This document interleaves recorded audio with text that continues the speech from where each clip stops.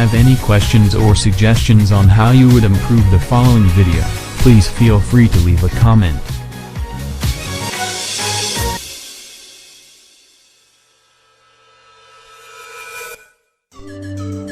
Did you know that there are two different types of slow motion videos, or high frame rate videos? There are real-time videos and menial method videos. Here is a short and simplified explanation. Here is a side-by-side comparison during recording. As you can see, the menial method does encode the output video file at an altered speed. The real-time method treats the output video file as a normal video but with elevated frame rate. This has the benefit that the video can be treated in more versatile ways, both as normal video and as slow-motion video. Such a video can be played back at original speed, or slowed down if needed. The same can be done during video editing.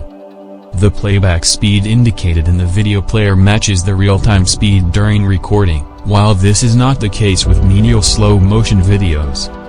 In addition, only the real-time slow-motion videos contain an audio track inside the video file, while the menial slow-motion videos lack audio. However, very old devices such as the Galaxy S3 Mini face issues playing back real-time slow-motion videos. In terms of functionality, the real-time slow-motion method is superior.